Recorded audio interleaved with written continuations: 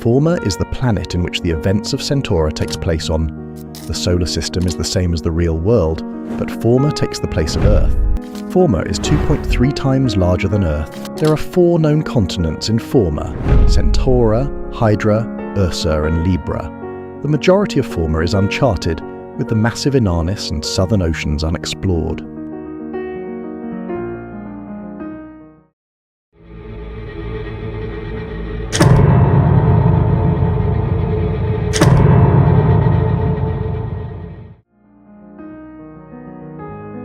The Southern Corvus War, also known as the Cetan Campaign of the larger Centauran Wars, was a military conflict fought between the Corvus Confederation and the Empire of Cetus, followed by the late entry of the Antares Imperium. It would kickstart the beginning of the Antarean conquest of Centaura. The conflict was primarily fought in Southern Corvus, with much of the fighting heavily devolved into trench warfare.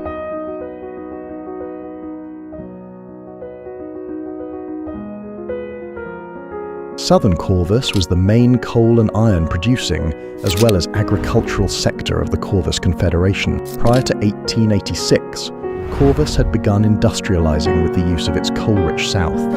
Cities began converting to steam-powered machines for electricity, and these were all fueled by coal. By 1882, 80% of the major urban centers had been converted to run on steam-powered generators. Electricity was a great thing for the Corvans. With the abundance of coal from South Corvus, it seemed as if everything could run on electricity for a very long time. The Corvans became one of the first countries on Forma to build a nationwide power grid.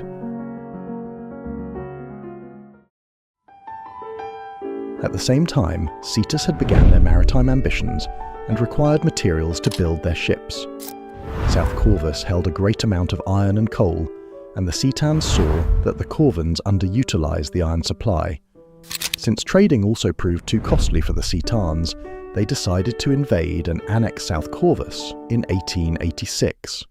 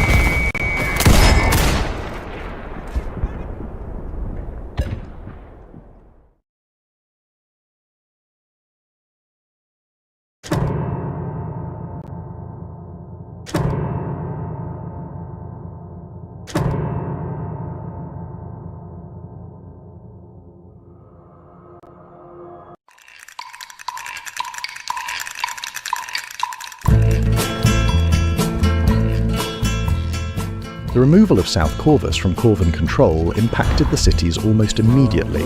Power plants began running out of coal, and with nearly all urban centres relying on coal plants for electricity, there was too much demand and little to no supply. Half of the country's coal reserves were in South Corvus, which had just been stolen by the Cetans. The transportation industry was severely impacted, as trains no longer had the means to keep their engines running. To make matters worse, the food sources from the South Corvus farmlands were cut off. Only a few mines in the north were able to keep producing coal, but the amount being mined was unable to keep up with the consumption rate of the cities. As prices continued increasing, so did the crime rate. Corvans desperate for money and food began resorting to violence to get what they needed. Food storages were broken into and robbed, and even random people on the streets were mugged. The breakdown of civilization led to the deployment of the Corvan army into the cities, where they would act as law enforcement in lieu of the police department. However, the soldiers too felt the impact of poverty.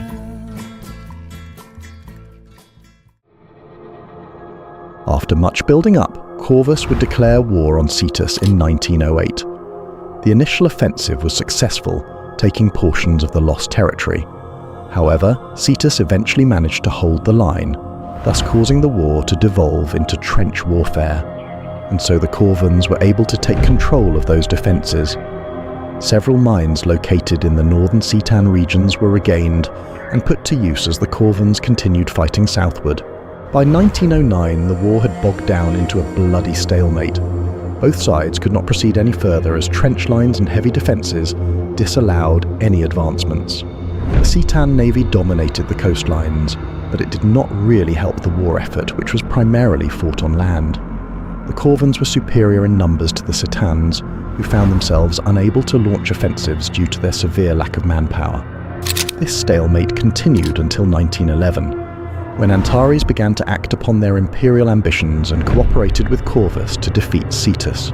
While the majority of the Cetan army was preoccupied with fighting in the north, Antares was able to invade from the south without much resistance. The Cetan capital Nauta fell to the Antareans in 1912, and the remaining Cetan forces still fighting in the northern trenches were quickly flanked and destroyed. Unfortunately, they were eventually defeated by the combined Corvan and Antarean forces.